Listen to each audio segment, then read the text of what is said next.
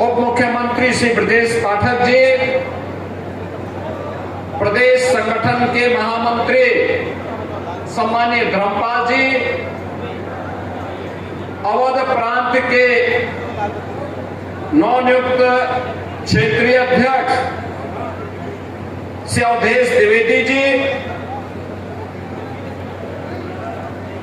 अवध प्रांत के शक्ति केंद्र संयोजकों के आज के इस सम्मेलन में उपस्थित इस प्रांत के सभी पदाधिकारीगण, शक्ति केंद्र के सभी संयोजकगण,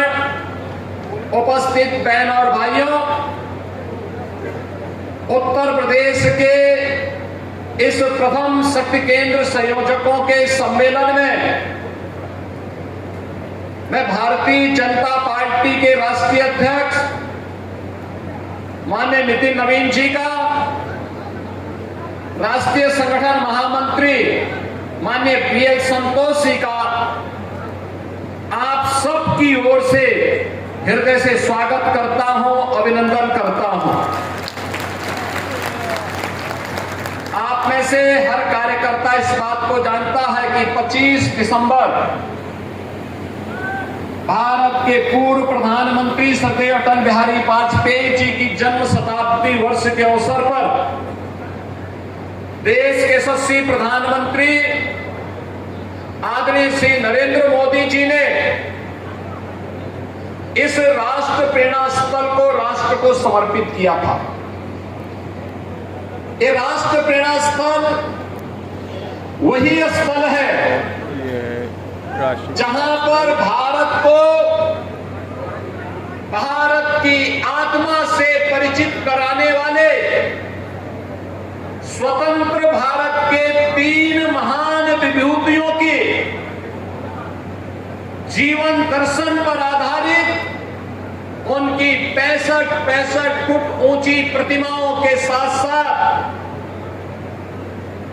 निरंतर प्रेरणा प्रदान करने वाले इस म्यूजियम के माध्यम से देश को और वर्तमान पीढ़ी को एक नई प्रेरणा प्रदान हो रही है। बहन और भाइयों, डॉक्टर श्यामा प्रसाद मुखर्जी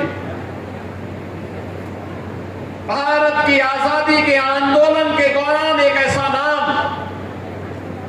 जिन्होंने अंग्रेजों की कुटिलता के खिलाफ बंगाल के विभाजन का विरोध करते हुए, उस आंदोलन का हिस्सा बनते हुए पूरे बंगाल को पाकिस्तान में देने की साजिश को विफल करने का कार्य किया था। आज का जो बंगाल है, वेस्ट बंगाल है, अगर यह आज भारत के अंदर है और वहां हिंदू सुरक्षित है,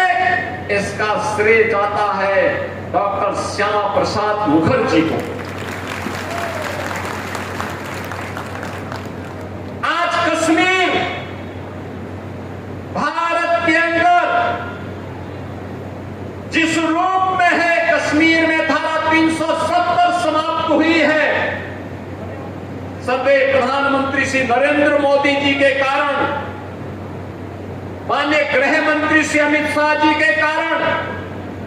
लेकिन प्रेरणा पुंज है डॉक्टर श्यामा प्रसाद मुखर्जी जी। उन्होंने 1953 में कश्मीर के लिए धारा 370 समाप्त करने के लिए अपने आप को बलिदान किया था। एक देश में 2 प्रधान, 2 विधान, 2 निशान नहीं चलेंगे का नारा देते हुए उन्होंने परमिट सिस्टम का विरोध किया था और कहा जम्मू कश्मीर भी भारत का हिस्सा है और इस पर शेष भारत का कानून बराबर लागू होना चाहिए। वह सपना साकार हुआ है जब प्रधानमंत्री मोदी जी ने कश्मीर में धारा 370 समाप्त करके सरदेव डॉक्टर श्यामा प्रसाद मुखर्जी के सपने को साकार किया। याद करें, भारतीय जनता पार्टी का कार्यकर्ता हो या भारतीय जनसंघ का कार्यकर्ता, सदैव एक ही नारा हमेशा लगाता था,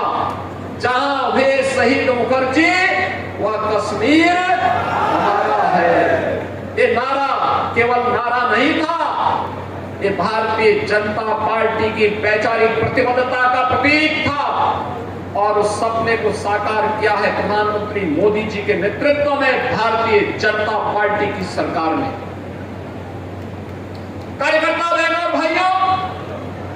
आज आप देश के अंदर देखते होंगे गरीब कल्याणकारी योजनाएं जो भी बन रही है, प्रधानमंत्री मोदी जी के नेतृत्व में पिछले 12 वर्षों के अंदर जितनी भी वेलफेयर की स्कीम चली है, चाहे वह प्रधानमंत्री गरीब कल्याण अन्न योजना हो, प्रधानमंत्री उज्ज्वला योजना हो, प्रधानमंत्री स्वास्थ्य बीमा की आयुष्मान भारत की योजना हो, प्रधानमंत्री आवास योजना हो, स्वच्छ भारत मिशन हो, जीवन ज्योति बीमा योजना हो, जीवन सुरक्षा बीमा की योजना हो, यह देश के बिना भेदभाव के अंतिम पायदान पर बैठे हुए गरीब के लिए समर्पित है। यह अंत्योदय की प्रेरणा हमें प्राप्त होती है पंडित दीनदयाल उपाध्याय जी से, और पंडित दीनदयाल उपाध्याय के उस सपने को साकार किया है प्रधानमंत्री मोदी जी की गरीब कल्याणकारी योजनाओं के माध्यम से। और उन गरीब कल्याणकारी योजनाओं के माध्यम से आज भारत के अंदर बिना भेदभाव के शासन की योजना का लाभ अंतिम पायदान पर गया है, तो उसका प्रेरणा स्रोत है पंडित दीनदयाल उपाध्याय। सुशासन कैसे होना चाहिए, भ्रष्टाचार के खिलाफ कैसे टेक्नोलॉजी का उपयोग करते हुए हम कार्यक्रम को आगे बढ़ा सके, पहला सूत्र है शासन की स्थिरता। राजनीतिक स्थिरता के बगैर शासन स्थिर नहीं हो सकता। भारत के अंदर राजनीतिक व्यवस्था को, राजनीतिक स्थिरता को समाप्त करके शासन में स्थिरता आए, इसके प्रेरणा है सदैव अटल बिहारी वाजपेयी जी। याद करिए 1990 के दशक के उस दौर को, लगातार सरकारें बनती थी, बिगड़ती थी, आती थी, जाती थी, खरीद फरोख्त होती थी। 1996 का अटल जी का वक्तव्य सुनिए, जब उन्होंने 13 दिन की सरकार को गंवाई थी, उन्होंने कहा कि नहीं, हम इसको नहीं प्रेरित करेंगे, इसको नहीं आगे बढ़ाएंगे। और उस समय सरदार अटल बिहारी वाजपेयी जी ने कहा चुनाव का मुकाबला करेंगे। 98 से लेकर के 2004 तक देश के अंदर एक स्थिर सरकार देकर के, राजनीतिक स्थिरता के दौर को भारत के अंदर ला करके फिर सुशासन का एक मॉडल उन्होंने दिया। सुशासन